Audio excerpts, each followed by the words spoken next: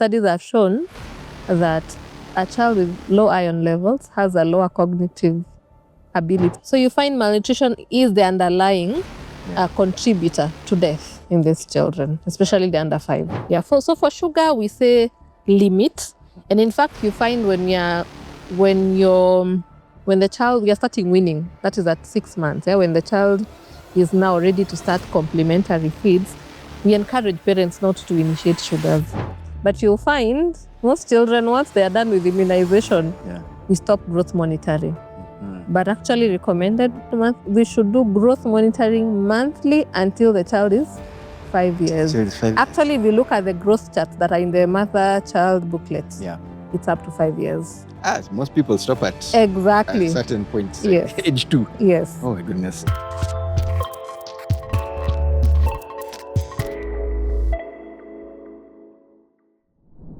Do you remember in the 1980s and 90s when they used to have so many documentaries that we used to watch about Africa and the pictures of starving children and people who just didn't have food? Now, we complained and said, hey, let's tell our own story. But in order to tell that story, we have to have the right information. So let's tackle the issue of malnutrition in Africa right here on the MedSquad Podcast. My name is Yafesi Musoka and I have Dr. Christine joining me. Yes.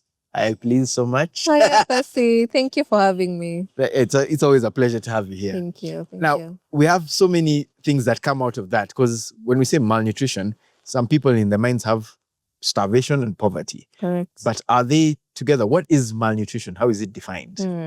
I like the concept and actually how you've introduced it because malnutrition basically is just an imbalance between intake and what the body needs. Yes. And what I mean is that your body, maybe you're giving it insufficient, and that's what we call undernutrition, or you're giving it excess. Yes. And that will be overnutrition. So where obesity, overweight comes in. So malnutrition actually cuts across the board, both undernutrition and overnutrition, being an imbalance between what you're giving your body and what you need. Okay. Yes. So what should, I guess, usually we focus on children. Correct. So what should parents know about it? Because you know it might be just the child having a healthy appetite or not having an appetite. Yes. So what should they focus on? So I'm very passionate about malnutrition because mostly in our setting in African countries, we are low and middle income countries, and we find most of the time we are dealing with undernutrition. Though having said that, we're also having rise in cases of obesity and overweight. But today I would like to dwell mostly on undernutrition, which is what affects most of our children. So undernutrition, we have many things that we talk about. And we have terms such as stunting. You hear people talking about stunting. You hear people talking about wasting. You hear people talking about underweight. So how we arrive at those terms is, for example, stunting basically is just a child who is short for age. When you maybe take a 3-year-old, take their height and compare that child to other 3-year-olds, you find that they are shorter. Not genetics, because also there's also that parameter, but they are shorter than what is expected. So that is what we call stunting. Okay. And it's usually a marker of chronic. Chronic meaning this child has been starved or has not been getting the right food or nutrients for a long time. Okay. As compared to what we call wasting. Wasting is where you take the weight of the child, you compare to the height. It's a measure of acute, meaning this child has just recently been not receiving the right nutrients that they need. So those are some of the terms we discuss when we are talking about malnutrition. So we talk about stunting, we talk about wasting, we talk about underweight, meaning, again, just as an example, if you take your 3-year-old, you take their weight compared to other 3-year-olds, their weight is lower compared to those other children as what we would expect them to have. Yes, and you find it's a big, big burden because malnutrition is a great cause of morbidity, which is illness or death.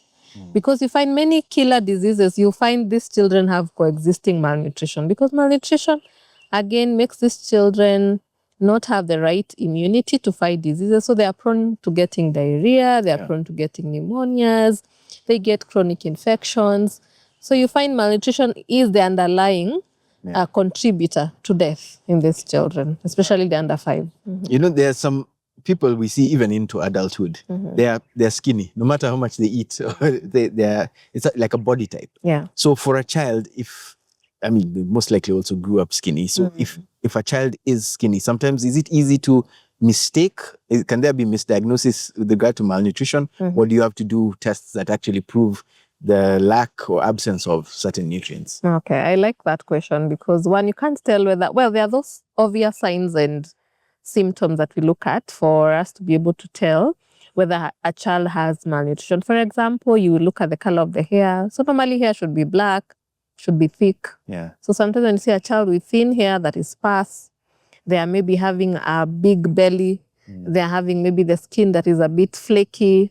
They are having prominent. You see, when a child is wasted, they have prominent bones. You can just see bone contours, all over their face, all over their body, which is a sign of wasting. So in addition to those symptoms, we need to be objective. Remember, medicine is about objectivity, whereby whatever I'm doing maybe in this particular part of the continent is what another doctor is doing in another part of the continent, to make it standard. So for us to actually diagnose malnutrition, in addition to the clinical signs and symptoms, we need to take what we call anthropometric measurements. And the measurements include when this child comes to the clinic or to the hospital, we will take their weight, we will take their height. And then we have standard charts that we normally compare. So whatever we've been able to obtain, we compare against standard and see where this child lies. And for those children above 6 months, we also do something we call a mid-upper arm circumference. Basically, it's just to take a tape and measure a mid-upper arm circumference and check. So for a normal is above 13.5. For those children with mid-upper arm circumference below 11.5, now those ones are classified as having severe acute malnutrition. Centimeters or inches? Centimeters. Centimeters. 13.5 centimeters. Millimeters, sorry. Millimeters actually. Yeah, it's millimeters. Yes, so 13.5. Yes. Wow. Okay. So where are the most common either areas or situations of occurrence? Because I might be living in such a situation or a condition like that where it's highly likely there'll be malnutrition. There'll be malnutrition, yes. That's actually an excellent question. One, you find that children living in maybe war-prone countries, children in slums, in marginalized communities are really prone at getting malnutrition. One, because one of the things, food insecurity, so dry, semi-arid areas. So these are children who are highly prone to getting malnutrition. But also in the cities, you find, because again, food is expensive in the cities, so you find, again, children not getting the right, because it's not about quantity, it's about quality. Yeah. Exactly. With regards to quality, of course, one of the things with speaking about children, the energy levels they have when they're young, when they're playing and all that. So there's constant demand for either snacks or just food. And then when they play with friends, the things they share, all that. So how do we get control of what they take at all times? Almost? Yeah, that's a very good question, because remember we talked about malnutrition being either undernutrition or overnutrition. Yeah. And you find now some of the foods that we are exposing our children to are now exposing them to overnutrition. So you find a lot of sugar-containing snacks. We have drinks that have a lot of sugar, which is not healthy, and a child does not require that. So what I would urge parents, caregivers, even in schools, because also in school we also have to empower teachers to know this is the correct type of food. So we have actually, World Health Organization has made it very simple for the type of food groups a child requires. You find carbohydrate, a starch, a vitamin. So you should just make sure the food has those macronutrients. And again, micronutrients, very important. So vegetables, fruits, so that they can be able to get the vitamins. So for sugar, we say limit. And in fact, you find when the child, we are starting weaning, that is at 6 months. When the child is now ready to start complementary feeds, we encourage parents not to initiate sugars. So if you make your porridge, actually it's okay to give your child, because they don't know sugar. So we are the ones who actually introduce our children to these things. So because if a child has not been introduced to that thing, they will not even know about it. They will not even want to go for it. So it's about us as parents, as caregivers, limiting these things to children. Because once you introduce them, of course, they will prefer that to the actual food. Yeah. And you find sometimes children actually not wanting to eat the actually prepared meal at home, preferring to take the snacks instead, which is not healthy. You know, for children, there are these events, they're called birthday parties. Now, Yeah.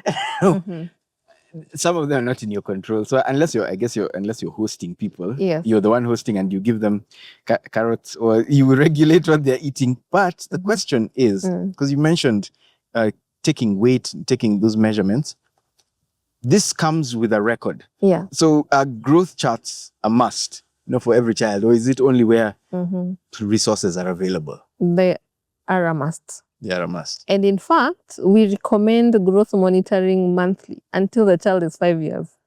But you'll find most children, once they are done with immunization, we stop growth monitoring.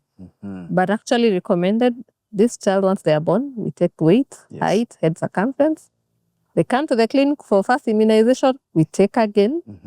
Again for the second month, the third month. We should do growth monitoring monthly until the child is 5 years. So it's 5 years. Actually, if you look at the growth charts that are in the mother-child booklets, it's up to 5 years.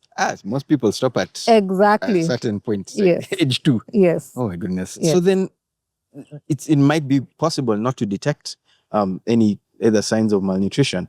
So what are the long-term effects if it goes undetected, or what are the long-term effects? I guess I'm going even into adulthood or teenagehood. Yeah. So you find that malnutrition, I would call it a vicious cycle. A child who grows with malnutrition, they'll get stunted. They'll be prone to getting infections. More often than not, they'll spend most of their time in hospital. The parent will lose time to work to make maybe resources to take care of this child. They will lose school time. Yes. Cognitive impairment. One of the micronutrient deficiencies that comes with malnutrition is iron deficiencies. Yeah. And actually studies have shown that a child with low iron levels has a lower cognitive ability. So we are actually denying this child the highest potential they would have achieved. And so maybe even poor school performance, they will probably not achieve what they were meant to achieve. And again, especially for the ladies, so a young girl who grows with malnutrition is likely to continue the cycle even when she gets to a point of having her own children. So malnutrition actually should curb it from way before this child is born, so that even for future generations, we don't have malnutrition. Wow. Yeah. So it's even almost like I can invent a word, proxy genetically. No, maybe not. It can just be passed on by habit. Exactly. Yeah. Exactly. You find a mother. That's why actually nowadays we even encourage women of reproductive age. Yeah.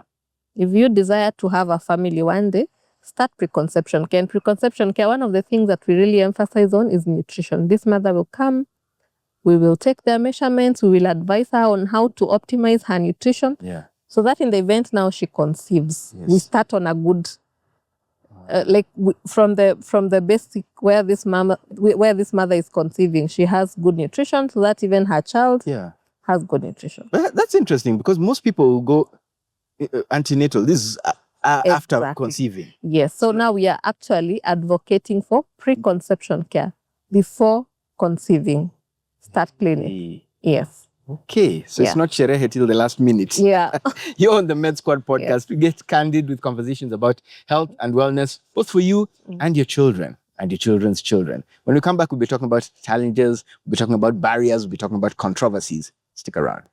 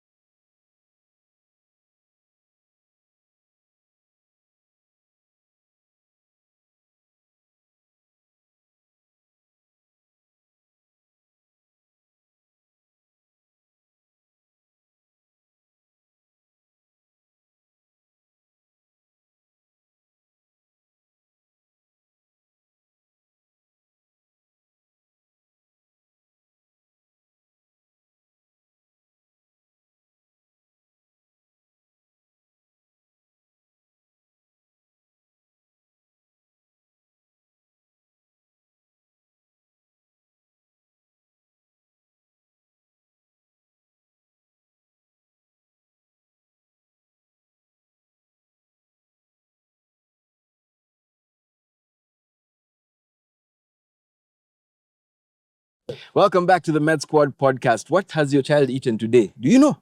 Are you aware? No, maybe not. Well, and I'm not just talking about the stuff you've seen. They've been to school.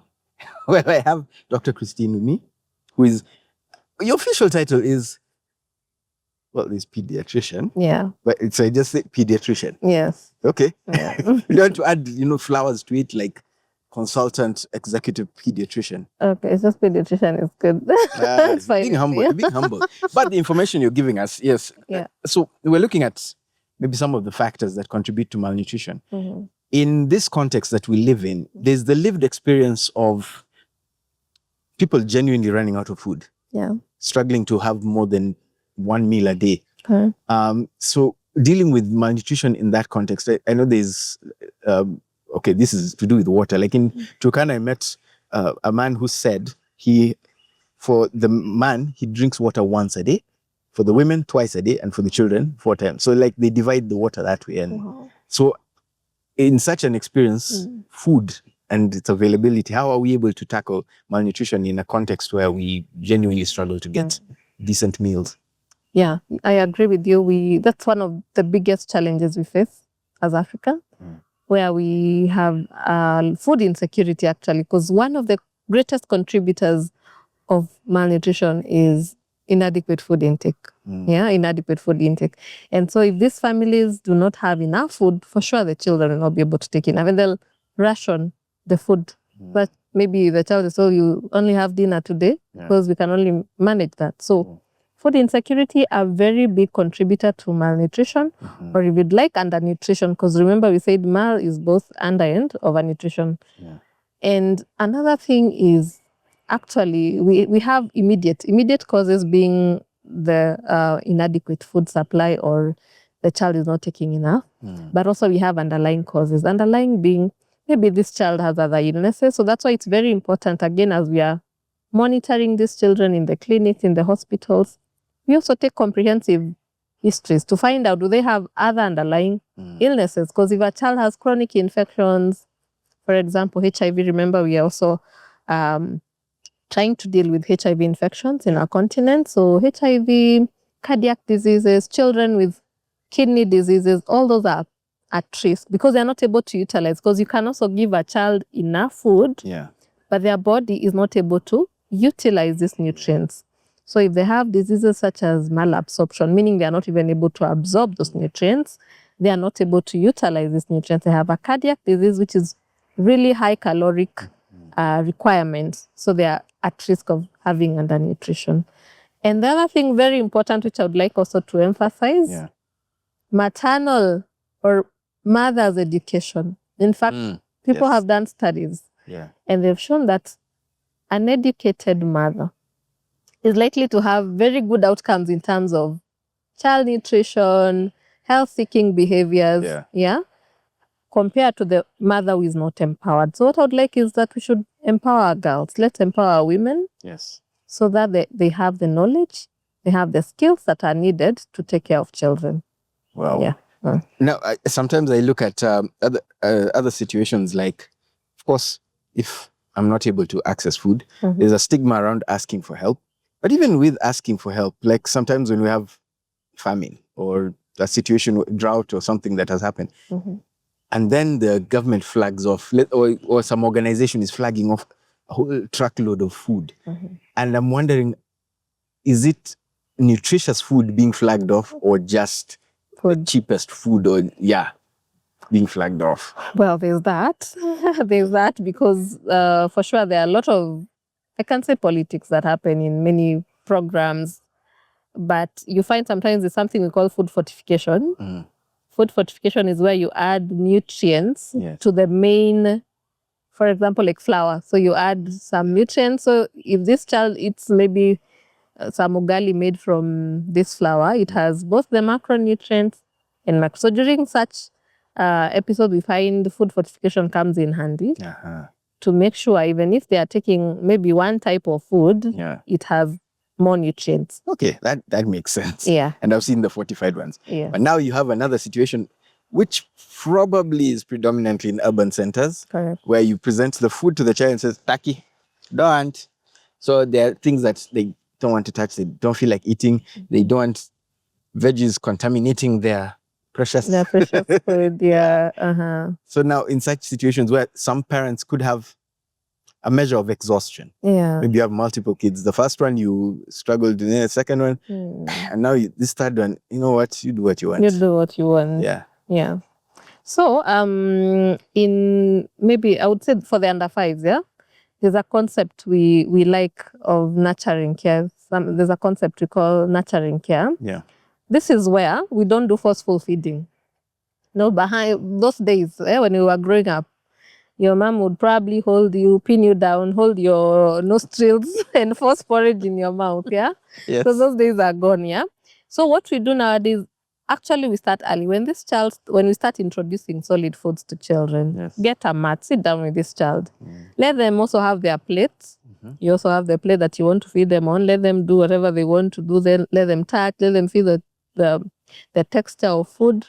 Make feeding enjoyable. It's not torture. Actually, that's now how children associate feeding with bad experience, because maybe you're trying, it's a crying moment, you're really shouting, it becomes punitive instead of being an enjoyable exercise. So get toys, get something that will make this child love eating, because it's a wonderful experience. So from where during weaning, when you make it a feeding experience being fun, then these children will actually not have a problem with eating. Yeah. And then also, of course, there are those food groups you find that your child prefers to others. So maybe you can try maximizing. There are those children. Yeah. So you find sometimes there are some foods when you prepare, the child will actually prefer that to others. So you can maybe maximize on that. Okay. Yeah. So we are actually, if we are honest with ourselves, we can be a bit unfair to children because we go out for experiences. And how they present the food is so much fun. It's all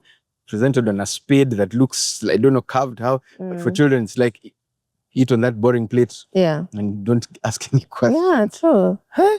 So now, in terms of, I mean, we have a lot of things that are traditional and people are stuck in their ways. But what innovations can we take advantage of? Or let's say solutions that have proven to be kind of either contributing to positive outcomes regarding malnutrition, especially, of course, focusing on children. Sure. So innovation, one of the greatest innovation, I believe, is community management of malnutrition.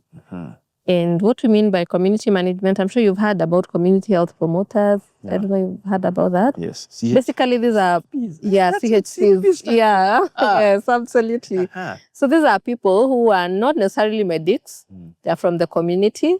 They've been taught maybe how to identify a child who's at risk and to refer them to the nearest health facility for care.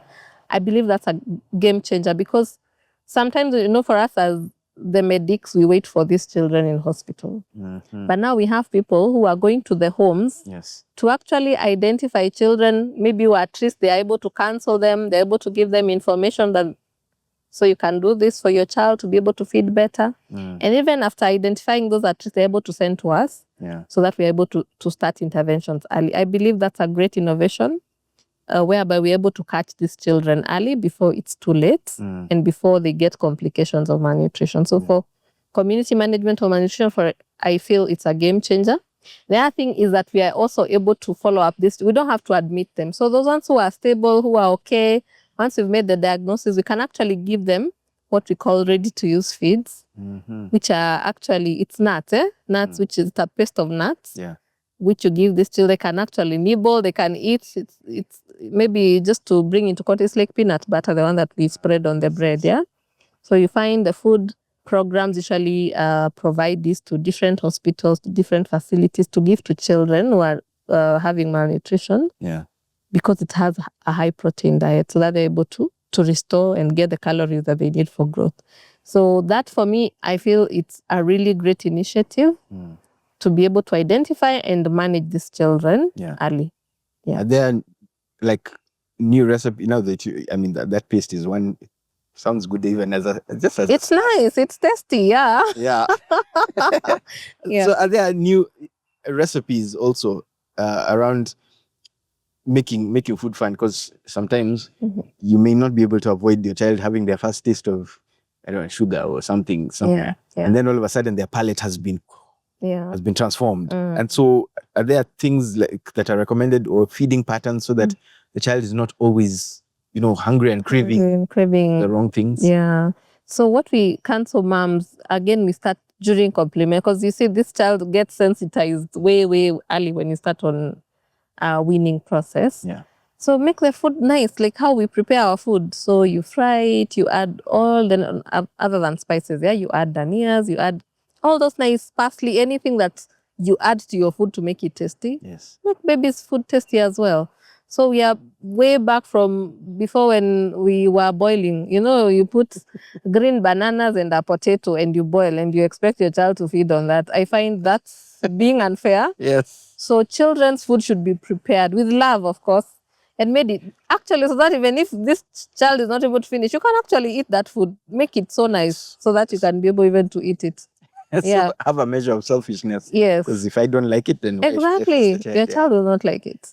Oh. Yeah. Hey, actually, that's actually interesting. And speaking of which, when we come back on the MedSquad podcast, we'll be looking at practical steps and practical advice, I guess. Also looking at a myth or two. Stick around.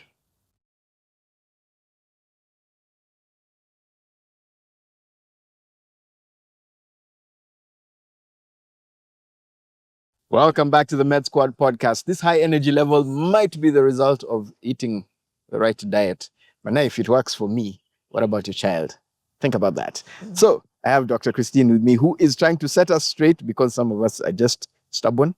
We will not mention which ones of us are stubborn, but what can we as parents, as family members, even health workers, what can we do right to prevent or reverse malnutrition? Because there are lots of things that we're kind of on autopilot. Yeah. This is how it's always been. So we have kiosks all over by the roadside. We have funny snacks that are being sold and made of, I don't know what. Yeah. So maybe if I can say this, if I had power, I would make sugary foods so expensive such that we will not be buying them for children. Yeah. Maybe we can adopt that, but because they're easily available. You go, if you have 50 shillings, you can buy as many things as you sugary, which are not healthy for children. So that is what is a problem. If we could maybe have a policy on making them expensive so that it's not accessible. Yeah. And make food now that is healthy, accessible. Yes. I even watch some parents in a supermarket. It's weird watching. Yeah. Because you see them throw all these processed things on the counter. And you know that they're for the kids. And then you see them with whole grain bread for themselves and low-fat milk. Exactly. All sorts of things for sweet potatoes for themselves, but then the kids they're just getting the unhealthy stuff. Yeah. So I think also that is, and maybe to answer your question on some of the things that we can do to improve nutrition of our children, again, starts from birth. Remember what we talked about? We start with preconception care. Let's have healthy mothers. And once the baby is born, exclusive breastfeeding. That's a game changer. Yeah. We're still having children who are not being exclusively breastfed, maybe because of one reason or another, but we really want to advocate for that babies should be exclusively breastfed up to 6 months. Yes. So they're able to get nutrients, they're able to get all those good things that breast milk has. And then even after we start food, this child should continue breastfeeding up to 2 years. So you find sometimes once we produce food, we stop. Wow. So breastfeeding needs to continue up to 2 years. Up to 2 years. Hey, now for those ones who get pregnant within. Yeah, no. There are those mothers who will give birth maybe a year or less after the first one. So this one is knocked off breastfeeding. Yeah. And this one is slotted in. Or you find the last born has an advantage. Yeah. Breastfeeding till 3 years old. Even comes up, Mami nataka nyonyo. Yeah. So how is it practical? Some people are thinking also career wise. Yeah. So what we also encourage moms to do, because I know we have to do all these things. We have to work, we have to provide for our children. So what you do, the minute you deliver and you start breastfeeding, start expressing. Actually nowadays we are advocating for that. Express and store. Yeah. It's enough. You know how milk comes about, the more you express, the more you breast milk, the more the brain gets that instruction, the more milk you make. Uh-huh. So mothers who are working and maybe who might need to go back to work, maybe at around 3 months, because that's usually the standard maternity leave, start storing milk as early as when you just deliver your baby. Once you get home, feed your baby, whatever remains, express and store. Yeah. Milk can be used even up to 1 year. Yeah? Yeah, so long as it's in the freezer and you have a constant supply of power. It's not like the other milk that so long as it's frozen. Yeah. So you express, store. Yeah. So that when you get back to work, this baby will be fed on that for the remaining 3 months until now you can start complementary feeds. Oh. Yes. And how do you reheat it? Because there's that issue also. Yeah. You don't microwave it. Absolutely. You're quite informed. Yeah. I'm just trying to find out. Yeah. So how you do it, we ask the parents. So for example, if I plan to feed on express breast milk tomorrow, I just remove it from the freezer, put it in the fridge, allow it to thaw. Yes. Yeah. So allow it to thaw. It thaws fast. Okay. Yeah, it thaws fast. And then once it's thawed, warm water, maybe in a sufuria, in a pan. And then once you get whatever, either the pack that you had stored the milk in, and dip it in the warm water. Yeah. So you don't put the milk in the pan or sufuria to heat it directly. Yeah. You just place it in warm water and allow it to warm. Okay. Yes. Hey, because people have been doing transfers. No, you don't transfer. Boiling and So when you boil, you ruin all those nice nutrients, the immunoglobulins, all those properties that are in milk. Now you'll ruin them with heat. Wow. Yeah. That one I did not know. I did not know. Okay. So what is one myth about either nutrition or malnutrition that you wish would disappear? Yeah. So there are people who think malnutrition is a poor people's disease. Yeah. Yeah. I find that's not the case, because again, we said it's not about quantity. It's because you can be giving your children all the things, but you're giving them wrong nutrients. Okay. Yeah. So it's not most of the times it can be, but any person can be affected by malnutrition. And that's why we are doing such forums to make sure that mothers, caregivers, parents, fathers, they're empowered with correct information that feeding cuts across the board, whether you're from a high socioeconomic status or a low socioeconomic status. So you'd favor home-based solutions rather than more government programs? Yeah, let's have kitchen gardens. Yeah. Because sometimes if we wait for government, sometimes we are the ones who can come up with our own solutions. Let's have kitchen gardens. Let's grow our own food. Yeah. Yeah. So because it's cheaper, it's even healthier. You've done it yourself, I feel. And they are more sustainable programs. Because yes, the government, but yes, I would also want to task the government. They also have a role to play. Yeah. Especially things like school feeding programs, which are very key, especially in such areas that I've told you that children are only maybe able to afford 1 meal a day. Yeah. Those areas really, really need these feeding programs where children are given maybe breakfast and lunch in school, so that when they go home, they've had something which is healthy in school. Yeah. Now, when talking about government and malnutrition, in primary school, we learned a lot about things like kwashiako. Yes. And conditions like those. Do we still deal with those? Yeah, we do. To the point where they can appear in exam questions. Yeah. Actually, if you go to many government facilities, you'll find children wasted with kwashiorkor. Kwashiorkor, normally it's a form of malnutrition, yes. The child will be puffy, they'll be swollen, they'll have a big belly, their feet will be swollen. Wow. But it's a form of malnutrition, actually, which is it has very many complications. This child is likely to catch many infections and can actually die because of that. Which other conditions are there that, similar? It's kwashiorkor. There's marasmus. Marasmus. Yes, there's marasmus. How does marasmus present? So marasmus, unlike kwashiorkor is the puffy child, the one who looks like they're healthy, but they're not. They're puffy. Big stomach, but they are not, in terms of nutrition, they are not nutritionally stable. For marasmus, they are now lean. Those children who are very, very lean, their skin, you can see their bone prominences, that now marasmus. Wow. Yeah.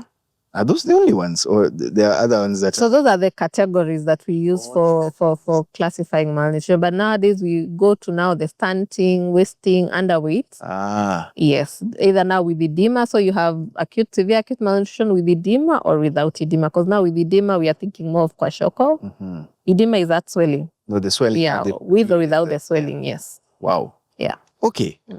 We will take a break right now on the MedSquad podcast, and when we come back, we'll be looking at the future. Stick around.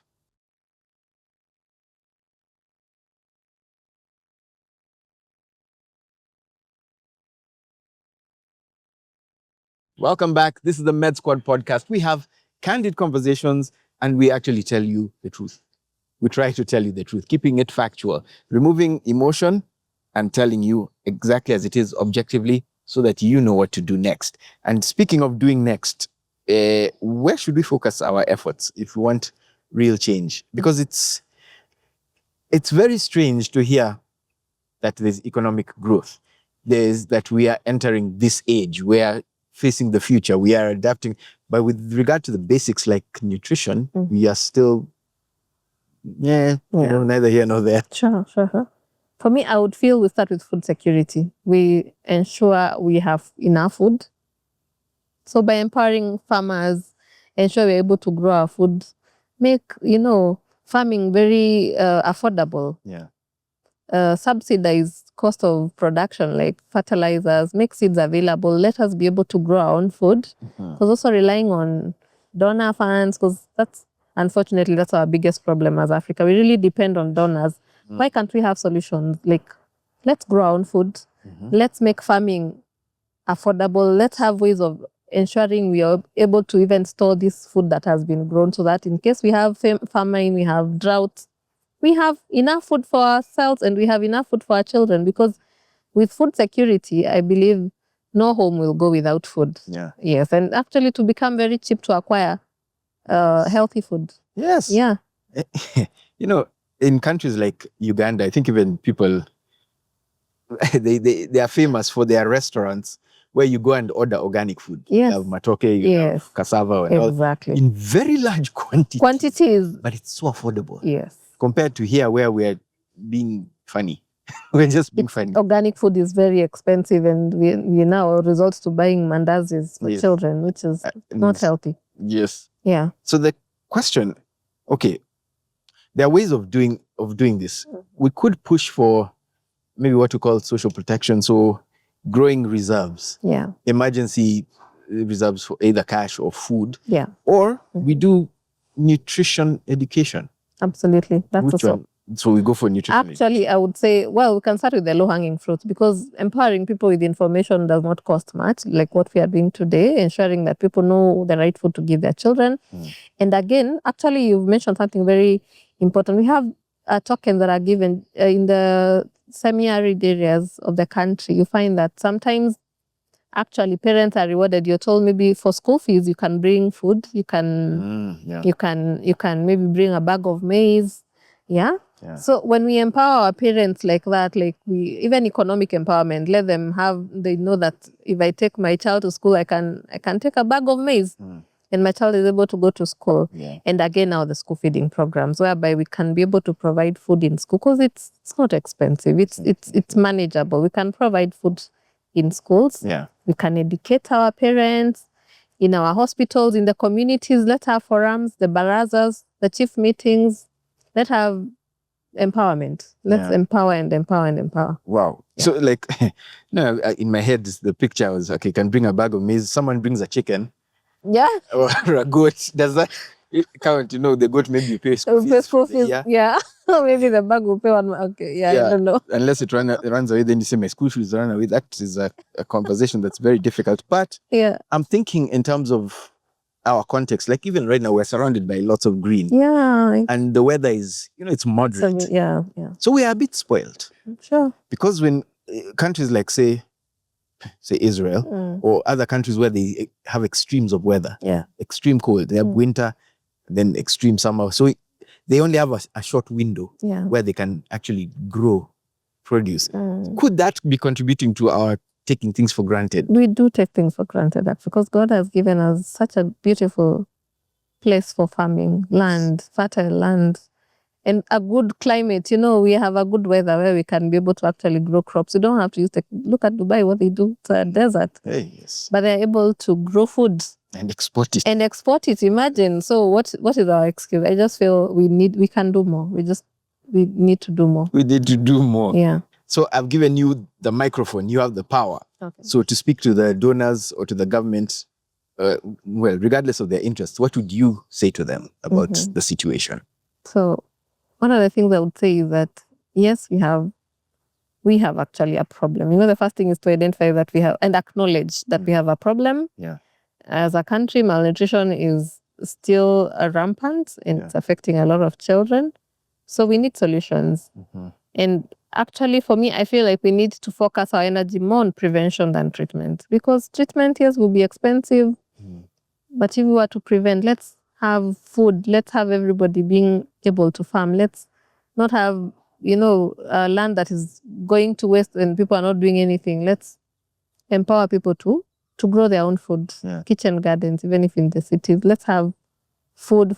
I think that's what I would want us to do. Let's focus energy more on prevention vis-a-vis treatment. Because I feel like we come to treat when things are already bad. Yeah, we now want to buy the ready-to-use feeds. Yes, it's important because one way or another, of course, there will be those children who get malnutrition. But I would like more resources directed now towards food security. How can we employ tech to help with resolving this? So whether it's tech entrepreneurs coming in and saying, I have a solution and I just need this support. Yeah, maybe irrigation programs, you have all that, and being able to plan, and take our resources, because we have a lot of vast land, especially in the northeastern part of this country, which is not being used. Yeah, we can use tech and be able to grow food in such areas. There's so much land. Yeah, so much land which we are not using. Wow. Yeah. So if we were to give a basic summary, I wouldn't say give 5 points, 12 marks, or 3 points. Whatever the top priorities in terms of summary with regard to malnutrition that we can give, so that people, if you're taking notes, take home messages. So one thing I would say, please, let's breastfeed our babies exclusively for 6 months. Yeah. And we continue up to 2 years once we started food. Let's have our women going for preconception care, but we can have them checked, let them be optimized, let them be healthy. Number 3, let's take our children to hospital for growth monitoring. That's a really big gap that we have. Let's have caregivers, parents taking their children for growth monitoring so that we can be able to tell those at risk. Remember, we want to prevent. Yes. Yeah, and the best way of prevention is to be able to screen these children, pick them early, intervene. For up to 5 years? Yes, up to 5 years. At least 5 years? At least. Wow. Thank you so much. This information. Hey, I've learned. Thank you. Wow. And if you've learned something, you know what to do. You share the episode. Don't keep it to yourself. And please do take care of yourself. Take care of your children. Be deliberate about feeding them. Don't just let them grow wild like weeds. They're your children. They're our children. It's our community. It's our country. It's our continent. On the MedSquad Podcast, as we talk about preserving and advancing healthcare across Africa. We'll see you next time.